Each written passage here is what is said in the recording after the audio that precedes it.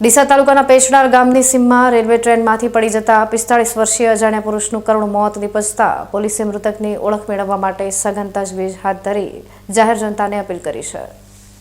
ડીસા તાલુકાના પેછડાલ ગામની સીમમાંથી પસાર થતી રેલવે લાઇન પર ટ્રેનમાંથી અચાનક નીચે પટકાતા આશરે 45 વર્ષની ઉંમર ધરાવતા એક અજાણ્યા પુરુષનું ઘટના સ્થળે જ મોત નિપજ્યું હતું।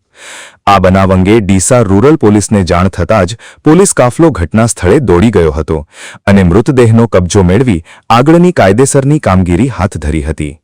પોલીસે મૃતકની વિગતો આપતા જણાવ્યું છે કે મૃતક પુરુષે શરીરે બ્રાઉન કલરનું ટી-શર્ટ અને કાળા કલરની નાઇટી પહેરેલી છે। આ ઉપરાંત ઓળખ માટેના મુખ્ય ચિહ્નોમાં મૃતકના જમણા હાથના કાંડા પર જય ગેલમાં અને ડાબા હાથના કાંડા પર જય મેલડીમાં ગુજરાતીમાં ત્રોફાવેલું એટલે કે છુંદણું ત્રોફાવેલું જોવા મળ્યું છે। પોલીસે મૃતકની ઓળખ છતી કરવા માટે આસપાસના વિસ્તારોમાં તપાસ શરૂ કરી છે। આ મૃતક પુરુષ અંગે અથવા તેના વાલી વારસો વિશે જો કોઈને પણ કાંઈ માહિતી કે પત્તો હોય તો તેમણે તાત્કાલિક ડીસા રૂરલ પોલીસ સ્ટેશન બનાસકાંઠાના સંપર્ક નંબર 63596 29145 પર જાણ કરવા માટે પોલીસે જાહેર અપીલ કરી છે।